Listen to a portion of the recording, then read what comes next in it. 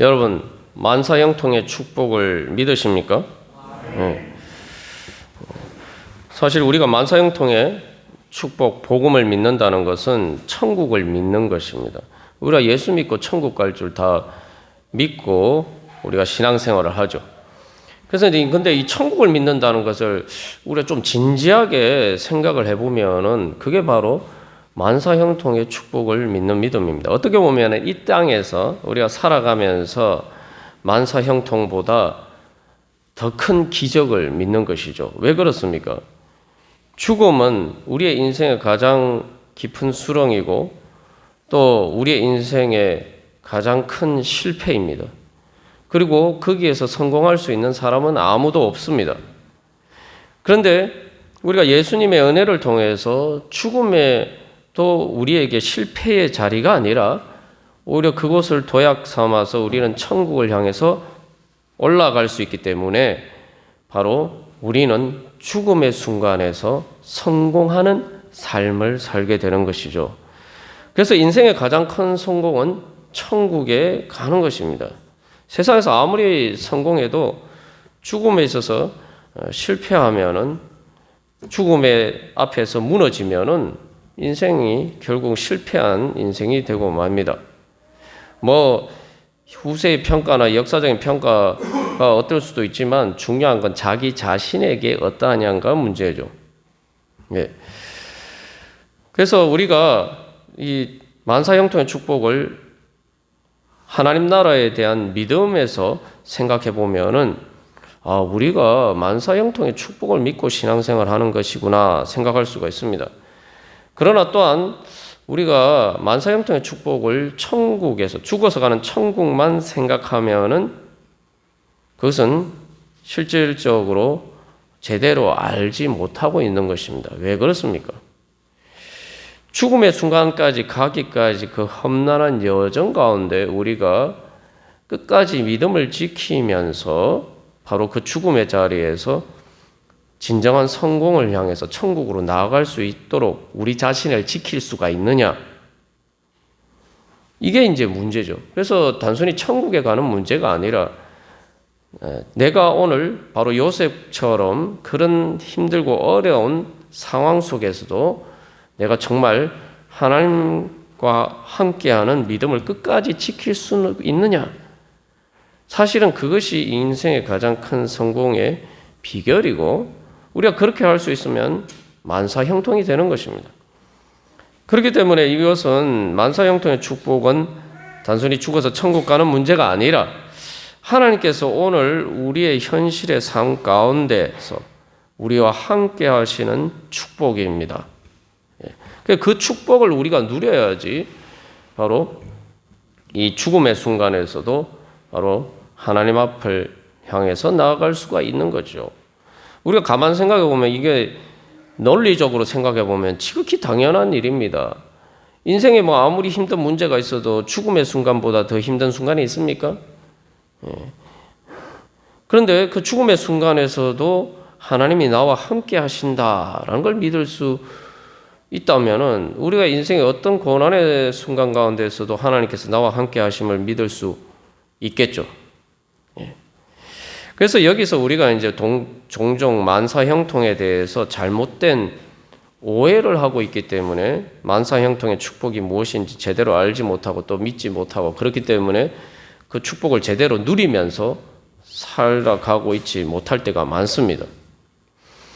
만사형통의 축복이라고 생각하면은 우리가 생각하는 것과 이 성경 말씀이 보여주는 모습은 전혀 다르죠. 우리가 지난주에 나눈 것처럼 이 창세기 39장의 만사형통이 유일하게 성경에서 등장하는 본문인데 39장 1절 말씀은 요셉이 이끌려 애굽에 내려간다라는 말로 시작하고 있어요. 요셉의 인생이 이제 1절부터 시작해서 점점 내려가요. 그래서 노예로 내려갔다가 이제 제수의 자리까지 내려가요. 내려갈 수 있는 데까지 끝까지 내려갑니다. 근데 이게 무슨 만사형통의 축복입니까? 그래서 여기서 우리가 만사형통의 축복이 무엇인지 제대로 알아야 됩니다. 자, 제가 우리 예를 들어서 한번 살펴보도록 하겠습니다. 여러분, 어떤 나무가 만사형통한 나무가요? 나무를 한번 생각해. 열매를 맺는 나무가 있다고 한번 생각해 봅시다. 그래서 열매를 맺는 나무가 만사형통이다. 그러니까 쉽게 말하면은 우리 보통 쓰는 말로 성공이란 말이죠. 열매 맺는 나무는 어떻게 되는 것이 성공한 나무가 되는 것입니까? 예, 열매를 잘 맺어야 되죠. 열매를 잘 맺으면은 성공한 나무가 됩니다. 근데 우리는 만사형통을 어떻게 생각하느냐 하면은 비바람도 불지 않고 폭풍도 치지 않고 태풍도 불지 않고 늘 언제나 좋은 날씨만 계속되는 것을 만사형통이라고 착각한단 말이죠. 그렇기 때문에 하나님께 하나님 만사형통의 축복을 주신다고 그러니까 왜 하나님 나에게 이게 지금 이런 비바람이 불니까 왜 이런 태풍이 붑니까 쫙 이제 이런 번개가 치고 천둥이 치고 왜 이런 일이 저에게 있습니까? 이런 식으로 생각을 한단 말이죠. 근데 사실 우리가 늘 맑은 날만 있으면 나무가 사실은 제대로 열매를 맺기도 어렵겠죠. 근데 그런 것은 제껴놓고 어쨌든 중요한 것은 열매 맺는 나무가 성공하는 것은 비바람이 불지 않고 폭풍이 치지 않고 늘 좋은 날씨만 계속되기 때문에 또 뭐 겨울도 없고 항상 따뜻한 날씨만 계속되어서 성공하는 게 아니죠. 성공하는 나무, 열매 맺는 나무는 그런 모든 일 가운데서도 뿌리를 깊이 내리고 비록 바람에 흔들릴 수는 있지만 뿌리가 뽑히지 않고 결국 그 모든 것을 극복하고 가을에 열매를 맺게 되면 그게 성공이죠. 그래서 우리가 만사형통이라고 할 때 이 문제가 없는 것이 만사형통이 아닙니다. 하나님께서는 우리를 비록 어떤 문제가 있어도 하나님께서 우리에게 주시는 만사형통의 축복이라는 것은 어떤 문제든지 문제를 풀 수 있도록 능력을 주신다는 거예요. 그리고 여기서 우리가 한 가지 기억해야 할 것은 어려운 문제를 풀수록 더 많은 성과들이 있죠.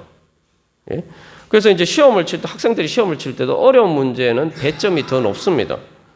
어려운 문제를 통해서 변별력을 유지를 하죠. 그래서 그 어려운 문제를 푸는 사람은 더 좋은 성적을 받을 수가 있고 그만큼 대가가 따릅니다. 그래서 우리가 여기서도 한번 생각해 보면은 사람들이 어떤 식으로 자꾸 이렇게 착각을 하냐면은 만사형통의 축복을 시험 문제가 쉽게 나오는 것을 만사형통의 축복이라고 생각하는 거예요.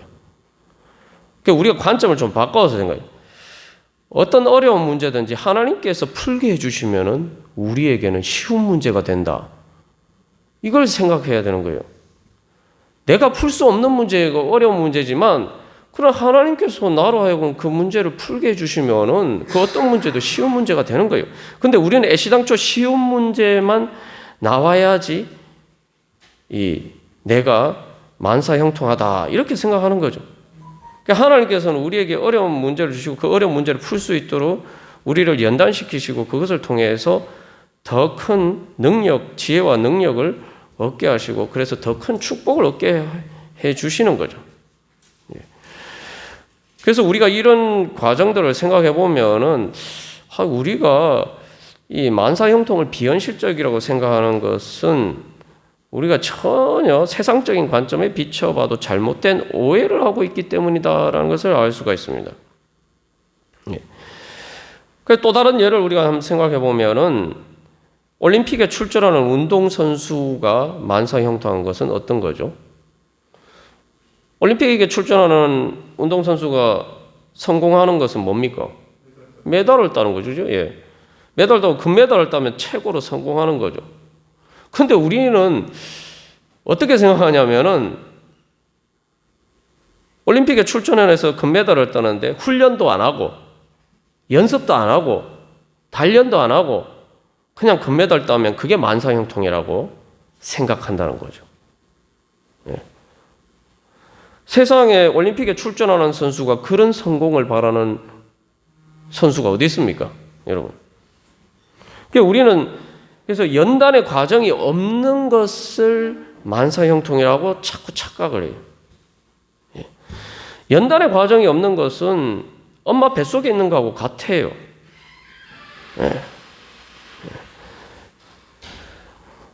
하나님께서 우리에게 주시는 성공, 말 그대로 성장의 축복입니다. 그래서 뭐 예전에도 새벽기도 때 예를 들어서 말씀드렸습니다만, 이게 장애물이 있잖아요. 예를 들면 한 30cm 정도 되는 장애물이 있어요. 아주 어린, 이제 뭐, 1살, 2살 된 아이 보고, 이제 막 걷기 시작한 아이 보고, 그 장애물을 만나면 어떻게 돼요? 이건 큰 장애물이죠. 넘지 못할 장애물이죠. 넘기 어려운 장애물이. 그러니까 우리는 그런 장애물이 없는 것을 만사형통이라고 생각합니다. 그러나 하나님께서 우리에게 주시는 만사형통의 축복은 우리로 하여금 성장케 하시는 거예요. 그게 바로 성화의 열매입니다. 만사형통은 성화의 열매예요. 다시 말해 성장의 열매예요. 근데 여러분이 앞에 지금 30cm짜리 장애물이 있으면 여러분 그거 장애물이라고 생각하십니까? 그건 뭐 어려운 겁니까? 그냥 넘어가면 되죠. 아무것도 그 장애물이 아니에요. 내가 성장하면, 키가 크면 그 장애물이 아니에요. 그런데 우리는 만사형통의 축복을 자꾸 그런 장애물 자체도 없는 엄마 뱃속에 있는 것 같은 그런 상태에 머물러 있기를 원하는데, 사실은 그것은 진정으로 내가 살아가는 길이 아니죠. 하나님께서는 만사형통의 축복이라는 거 우리로 하여금 모든 문제를 이기게 하시고, 그래서 요셉이 그 숙제를 다 풀었을 때에, 그 문제를 다 풀었을 때에 다른 사람이 얻지 못하는 큰 축복을 얻고, 그리고 그러한 또한 축복의 통로가 될 수가 있었던 거죠. 그래서 진정으로 만사형통의 축복을 바라는 사람은 성화에 대한 간절한 소망이 있습니다. 성장에 대한, 영적인 성장에 대한 열망으로 불타오르는 거예요. 여러분이 만사형통의 축복을 받기를 원하십니까? 그러면 성화에 대한 소망, 성장에 대한, 영적 성장에 대한 소망, 성화의 열매를 맺기를 소망하셔야 됩니다. 예. 그래서 만사형통은 문제가 없는 것이 아니라 문제를 잘 풀어서 성공하는 것입니다. 세상에서도 보십시오. 세상의 성공이 뭡니까? 예전에 이제 뭐 요즘도 그 공무원 시험이 그렇습니다만, 9급 공무원 시험, 7급 공무원 시험, 5급 공무원 시험 문제가 다 난이도가 틀리잖아요. 예. 세상에서도 뭐 상대적으로 좀 더 이렇게 흔히 이제 통속적으로 뭐 출세하려면은 더 어려운 시험을 통과를 해야 돼요. 그리고 사람들은 그걸 성공이라고 이야기를 합니다. 아니, 그런데 우리는 하나님께서 하나님을 향한 우리가 소망 가운데 우리가 그런 소망이 있습니까? 그래서 이 만사형통은 연단의 축복입니다. 그 연단이 무슨 축복이냐? 막상 연단의 과정은 사실 고통스럽습니다. 그런데 연단의 축복이라는 건 뭐냐 하면, 연단을 통해서 내 자신이 영광스럽게 빛나지 못하게 하는 불순물들이 제거되는 과정이죠. 그래서 연단이 왜 연단이냐? 연단을 하면은, 이렇게 재련을 하면은 불순물들은 녹아서 다 사라져요. 그러나 그 가운데서도 사라지지 않는 것, 변하지 않고 남아있는 것, 그게 바로 빛나는 보석이나 금이죠. 하나님께서는 연단의 과정을 통해서 바로 우리로 하여금 우리 안에 감추어져 있던 바로 하나님의 영광이 드러나게 해주십니다. 그것은 금과도 같은 것인데 바로 하나님의 거룩한 신성의 속성입니다. 그래서 그것은 세상의 어떤 편지 풍파 가운데서도, 어떤 때로는 지옥의 불과 같은 곳에서도 사라지지 않고 오히려 그곳에서 더 빛나는 것이 바로 하나님의 거룩한 신성입니다. 성화는 바로 그러한 하나님의 축복, 그러한 하나님께서 우리에게 주신 바로 그 거룩한 신성의 능력이 우리의 삶 가운데 나타나는 것이죠. 그게 바로 영적인 성장이고 그것을 통해서 우리는 만사 형통의 축복을 얻을 수가 있습니다. 그래서 성화의 열매는 금보다 더 귀한 것이고 그것은 하나님만이 주실 수 있는 것입니다. 우리가 어떻게 죽음 앞에서도 성공할 수 있습니까? 사람은 할 수가 없어요. 하나님의 거룩한 영원한 생명의 신적인 그 속성이 우리에게 주어져야 돼요. 그게 이제 성령을 통해서 우리가 거듭나는 것이죠. 그것이 이제 우리의 삶 가운데에서 현실화되어 가는 과정이 연단의 과정이고 그것을 통해서 우리는 만사형통의 능력을 얻게 됩니다. 그래서 거룩한 것이 바로 능력이다. 우리가 계속 나누었습니다만 진짜 여러분들 세상에서 성공하기를 원하십니까? 그러면은 무엇보다도 바로 그 거룩의 능력을 얻기를 소망하셔야 돼요. 생명의 능력, 바로 하나님의 생명의 능력을 사모하시면서 구하십시오. 우리가 세상에서 성공하기를 원하면서도 진짜 하나님께서는 우리에게 가장 큰 성공의 능력을 주시기를 원하시는데 우리가 그것은 구하지 않는단 말이에요.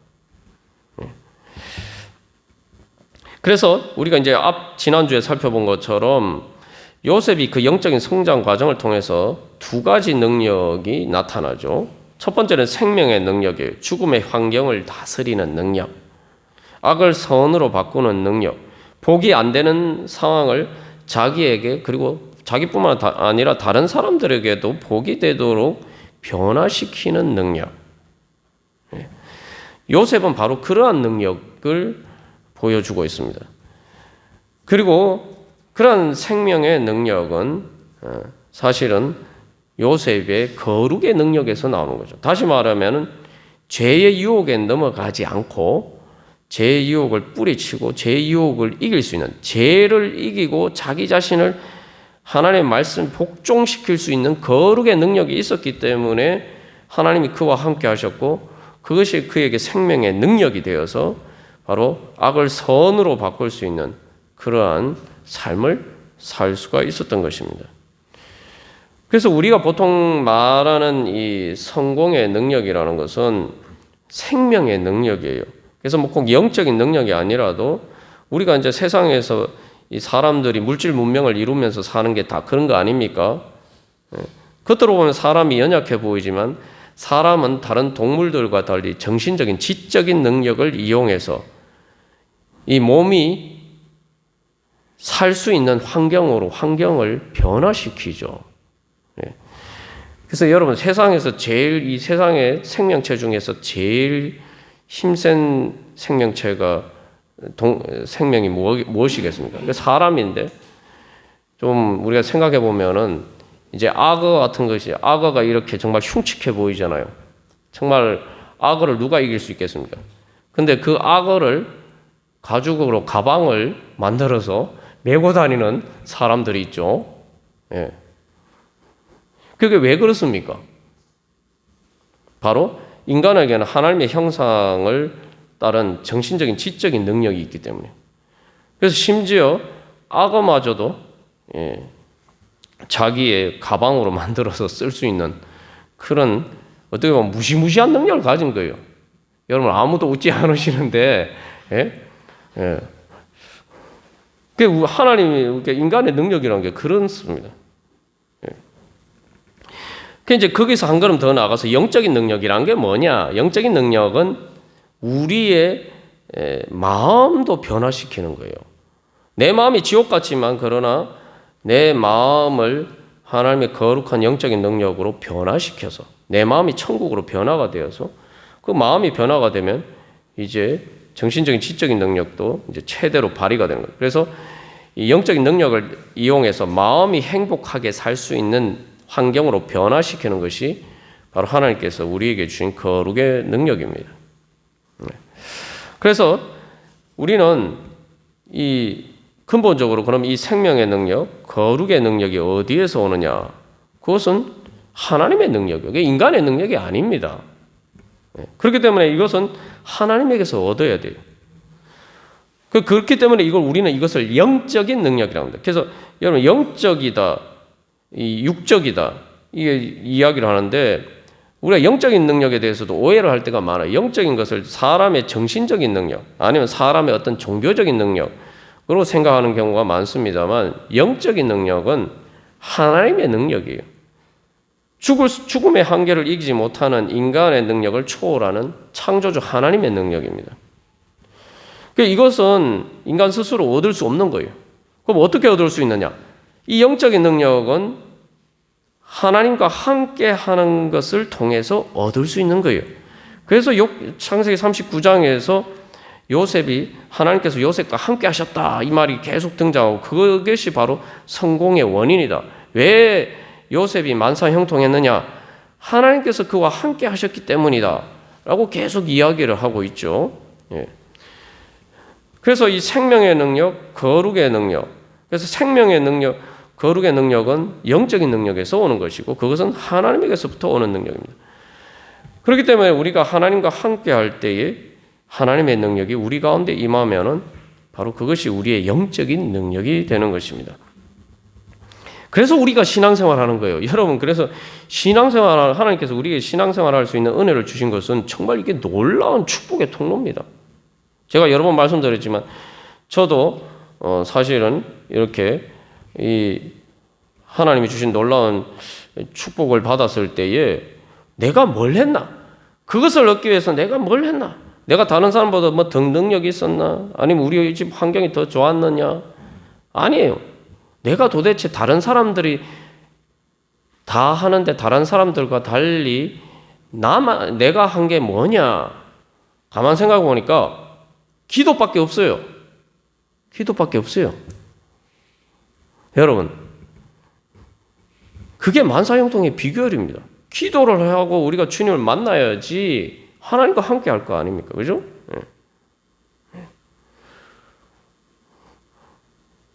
그 사람들에게 뭐 그런 이야기를 해도 사람들이 다 이렇게 잘 안 믿어요. 그게 무슨 그런 대단한 능력. 성경 말씀 보는 그게 뭐 대단한 능력이냐. 기도를 한다고 기도하는 게 뭐 그렇게 대단한 능력이야. 그러나 성경 말씀 보고 기도하는 가운데 하나님과 함께 할 때에 하나님께서 주시는 영적인 능력으로 충만하게 됩니다. 그게 만사형통의 비밀입니다. 근데 여기서 중요한 것은 우리가 이제 지난주 설교 제목과 달리 지난주에는 하나님께서라고 하는데 이번 설교 제목은 제가 여호와라고 했는데 여러분 이 말씀을 잘 보시면은 창세기 39장에 하나님께서 함께 하신다라고 할 때에 사실 이제 이 창세기에서 함께 하신다라는 말 중에서 특히 여호와께서 함께 하신다 7번 등장하는데 그 중에 4번이 창세기 39장 요셉의 이야기에 등장합니다. 그런데 여기서는 특별히 그냥 하나님이라고 하지 않고 여호와께서 함께 하신다라고 이야기하고 있어요. 예. 우리는 그래서 한마디로 말하면은 영적인 능력을 얻는 것은 여호와 하나님과 함께하는 것입니다. 여호와 하나님을 만나는 것이 영적인 능력의 비결입니다. 여호와 하나님은 어떤 하나님이냐? 그냥 하나님은 하나님이지 여호와 하나님은 어떤 하나님이냐? 예수님의 이름이 예수가 라는 뜻이 여호와는 구원이시다라는 의미죠. 그래서 예수님의 이름에 여호와의 이름이 들어있어요. 그래서 여호와는 구원이시다. 이게 예수님의 이름이에요. 우리가 예수님을 만나야 되고 그 예수님을 통해서 여호와 하나님을 만나야 돼요. 그럴 때 우리가 바로 이 만사형통케 하시는 하나님의 능력을 힘입을 수가 있습니다. 그러면 여호와 하나님이 어떤 하나님이냐? 여호와 하나님을 만나는 것은 쉽습니다. 뭐냐면은 여호와 하나님이란 말 자체가 그냥 하나님이라고 표현할 수 있는데 특별히 여호와라는 말을 쓸 때는 하나님께서 인간 세상에 직접 찾아오셔서 개입하신다는. 그래서 여러분 창세기를 읽을 때 이제 잘 보시면은 그래서 이 창세기 1장에는 하나님이라고 등장하는데 창세기 2장에 보면은 여호와라는 이름이 등장하는데 거기서는 특별히 하나님이 인간과 대화하시는 분으로 등장하죠.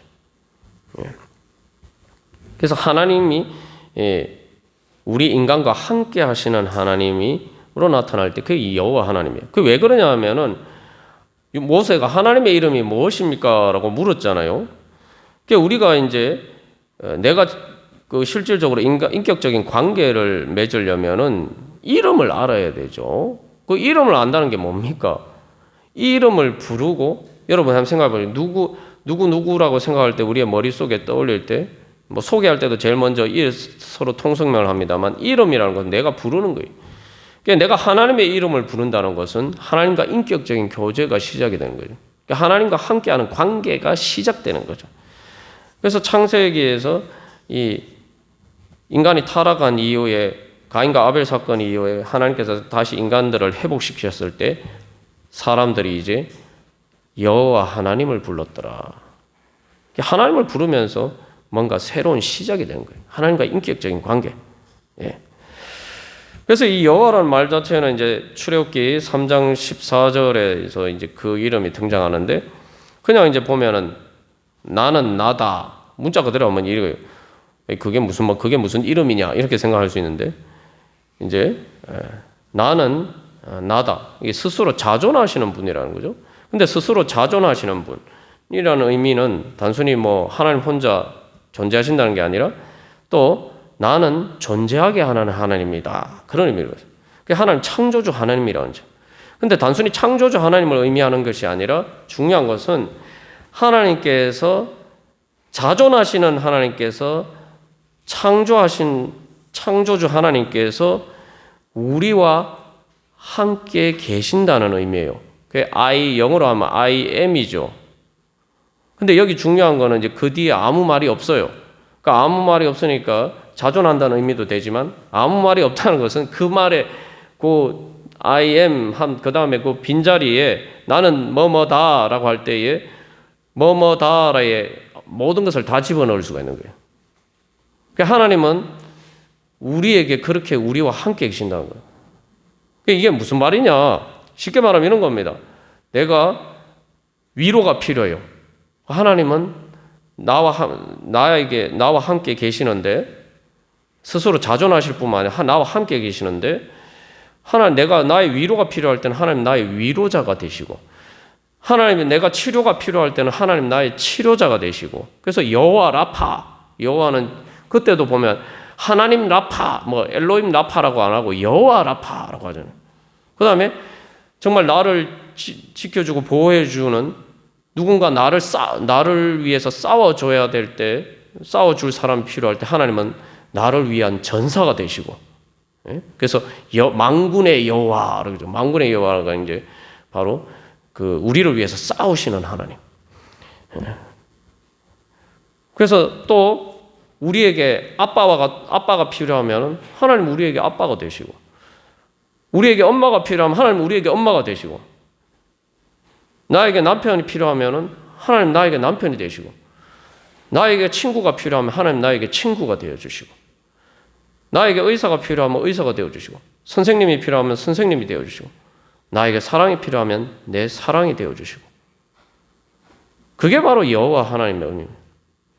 다시 말하면은 하나님께서는 우리의 구원자로서, 창조주 하나님께서 우리의 어떤 상황에서도 모든 상황에 우리와 함께 하시면서 우리를 구원하시는 하나님이라는 의미예요. 그래서 이 출애굽기 3장 14절에 모세에게 하나님께서 여호와라는 이름을 알려주셨을 때에도 그 다음에 하나님 뭐라고 말씀하니까 내가 너와 함께 하겠다 말씀하시면서 바로 이스라엘 백성들이 신음하는 그 자리에 하나님이 내려오셔서, 그래서 여호와 하나님은 내려오시는 하나님이에요. 사람들 가운데 내려오시는 하나님. 그래서 이스라엘 백성들을 구원하시기 위해서 내려오셔서 우리들 가운데 임재하시는 하나님. 그래서 이스라엘 백성들도 노예였지 않습니까? 어떻게 보면 노예, 감옥에 억울하게 갇혀있는 그 제술의 가장 수렁에서 어떻게 보면은 사람들은 아무도 나와 함께 하고 싶어 하지 않을 때조차도 하나님께서는 그 자리에 나와 함께 하신다는 거예요. 그게 바로 여호와 하나님입니다. 그래서 자존하시는 하나님이 우리 가운데 실제로 현존하시면서 우리의 실존 가운데 우리가 생명을 유지하고 우리가 존재하게 하시면서 우리를 생존하게 하실 뿐만 아니라 우리로 하여금 하나님의 나라의 그 자리에 설 수 있도록 인도해 주시는 분이라는 거죠. 그게 바로 여호와 하나님이라는 의미입니다. 그래서 여호와 하나님은 우리 가운데 함께 하시면서 우리의 실존 가운데 함께 하시면서 우리의 실제 상황 자체를 변화시켜 주시는 하나님이십니다. 그렇기 때문에 하나님께서는 어떤 상황에서도 말 그대로 모든 상황에 우리와 함께 계시는 여호와 하나님이시기 때문에 모든 일이 다 잘 되도록 모든 일 가운데 상황 가운데서도 성공할 수 있도록 만사 형통할 수 있도록 만들어 주실 수가 있는 것입니다. 요셉은 바로 그 하나님과 함께 했기 때문에 바로 그는 그의 어떤 삶의 자리 가운데서도 자기 자신을 지키면서 하나님께서 주시는 부활을 향해서 나아갈 수가 있었던 것입니다. 그래서 이 여호와 하나님이라는 의미가 자존자라는 의미인데 이게 말 그대로 유일한 주인이란 뜻이에요. 그래서 그 하나님의 형상을 이제 하나님과 함께 하면은 그 하나님의 능력을 받는다는 건 뭐냐면 우리가 성화된다는 건 뭐냐면은 그 거룩하신 여호와 하나님을 내가 닮아가는 거예요. 그 능력을 우리에게 주셨는데 아이가 성장하면서 그 아이의 그 몸속에 있는 유전자가 드러나죠. 그 유전자는 그 아이가 어른이 되었을 때 모습을 청사진으로 설계도로 가지고 있죠. 근데 유전자는 단순히 설계도만 가지고 있는 게 아니에요.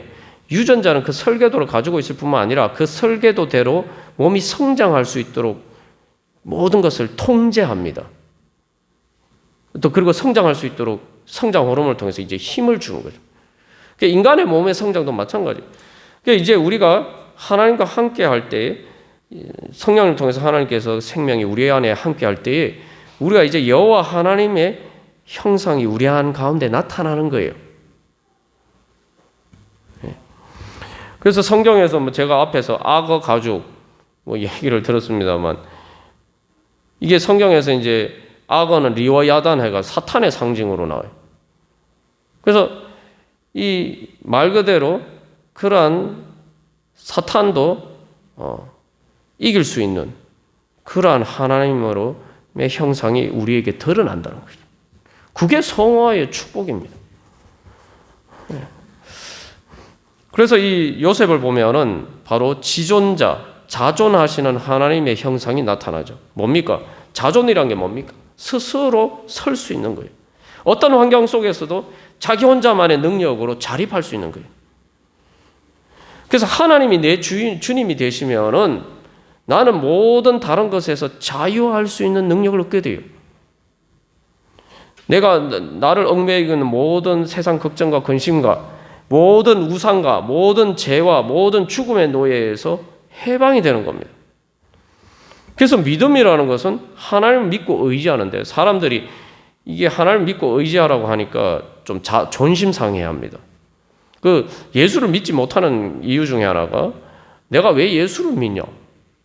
내가 뭐 돌을 닦아서, 내가 뭐 성부를 해서 구원받아야지. 뭐 꼭 그렇게 얘기 안 하고 너 내 마인드 컨트롤이나 이런 것을 통해서 내가 뭔가 왜 말이야 하나님을 의지하느냐? 스스로 독립해야지. 이게 뱀이 그런 식으로 유혹했죠. 아담과 하와에게. 근데 거기에 중요한 함정이 있어요. 뭐냐면은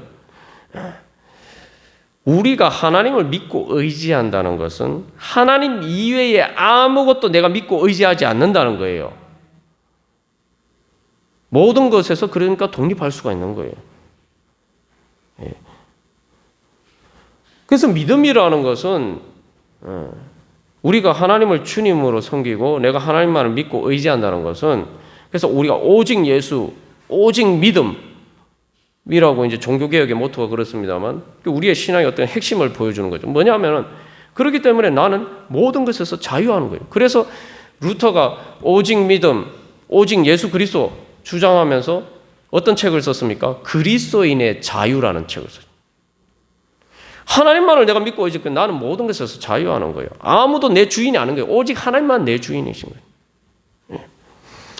그렇기 때문에 히브리서 2장 15절에서 또 죽기를 무서워함으로 한평생 매여 종로로 타는 모든 자들을 놓아주려 하십니다 라고 이야기하는데, 바로 우리는 모든 것에서 자유할 수 있는, 말 그대로 하나님처럼 우리가 이 세상에서 하나님을 대신해서 하나님처럼 하나님의 능력으로 자존할 수 있는 능력을 얻게 돼요. 어떻게 보면 부모들이 자녀를 양육할 때도 가장 자녀들에게 소망하는 것이 무엇입니까? 내가 전혀 이제 신경 쓰지 않아도 우리 자녀가 잘 자라서 장성해서 혼자 자립해서 인생을 잘 이렇게 성공적으로 잘 영위할 수 있는 자립 능력을 키우는 것. 사실 부모들이 바라는 것 그게 아닙니까? 하나님께서는 우리에게 이제 그런 능력을 주시는 거죠. 그래서 요셉은 보면은 오늘 이 본문 말씀에서 보면 요셉은 어디나 사실은 자기가 주인이에요. 그 주인처럼 행동하니까 보디발도 맡기고 간수장도 맡기고. 그래서 이 주인의식 속에서 살아. 그래서 보디발의 아내가 유혹했을 때 내 주인은 하나님이시다. 나는 그렇게 하나님 앞에 죄를 지을 수 없다. 나는 하나님께 순종해야지. 당신 말을 따를 수가 없다. 이거 얘기하네요. 그죠? 그렇기 때문에 어떤 상황에서 용감하게 자기 자신을 지킬 수가 있었던 거예요. 이게 하나님이 우리에게 주시고자 하시는 능력입니다.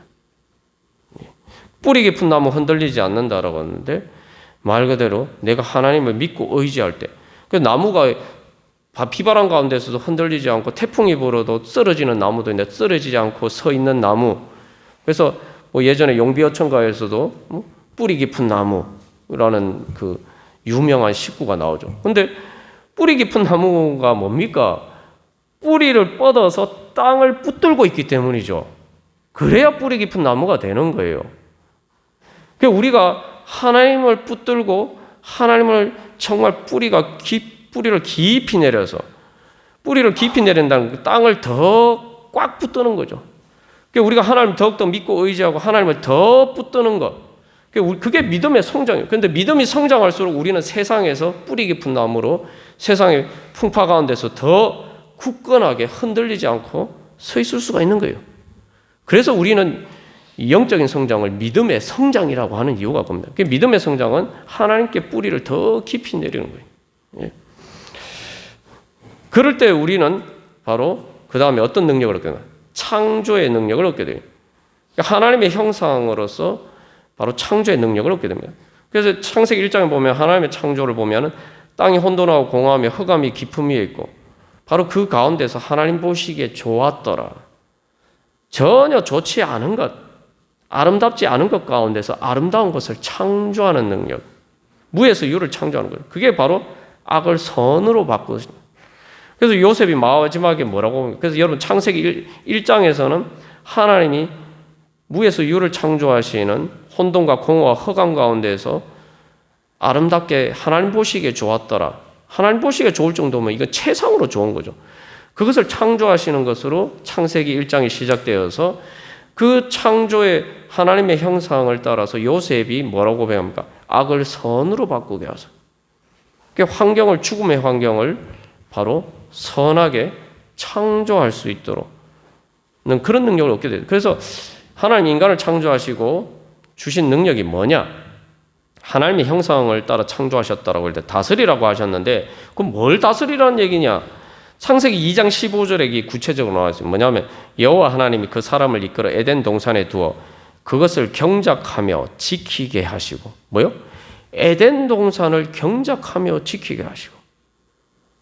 말 그대로 하나님이 주신 에덴 동산을 지키는 것, 천국을 지키는 것, 천국을 이루어가는 것. 하나님께서 우리에게 창조의 능력을 주셨는데, 인간들이 사실은 이 땅에 사는 것도 마찬가지 아닙니까? 사실 황무지와 같은 가운데서 개척을 하면서 사람들이 지금까지 다 살아왔죠. 몸이 살아온 것도 그래요.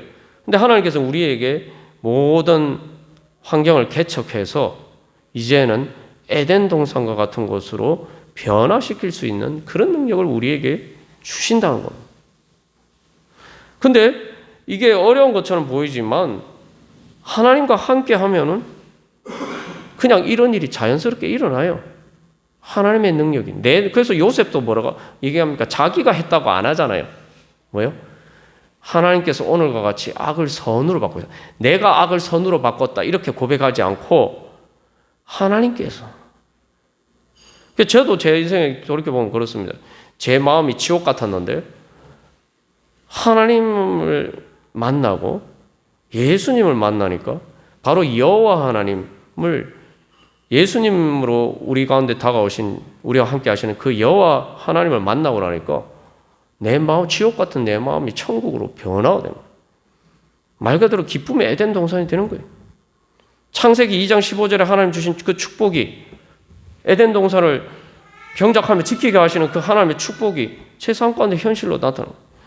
그래서 제가 목회를 하는 것도 이제 제가 하나님의 은혜를 그렇게 경험한 것처럼 또 많은 사람들이 함께해서 또 많은 사람들의 삶도 에덴 동산같이 그 마음이 변화가 돼요. 그래서 그 삶이 가운데 하나님 나라가 이루어지기를 위해서 또 저도 오늘도 경작하며 지키는 일을 하고 있는 겁니다.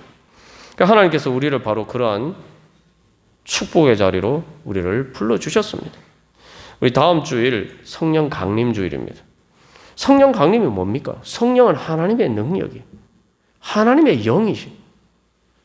하나님의 영이 예수님을 통해서 우리 가운데 임재하셔서 바로 요셉과 함께 하신 그 하나님께서 이제는 더 큰 예수 그리스도의 성령의 능력을 우리와 함께 하시면서 바로 우리로 하여금 만사 형통의 축복을 통해서 하나님 나라를 이루어갈 수 있도록 인도해 주십니다. 우리 그 은혜 소망하면서 우리 기도문 같이 함께 이 교독하고 우리 같이 하겠습니다. 주보 3면에 있습니다.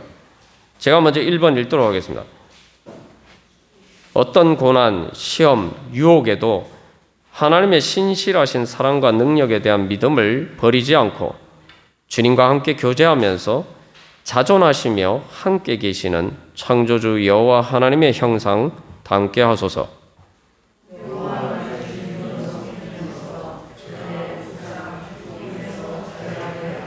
다 같이 한 목소리로 받들어 읽도록 하겠습니다.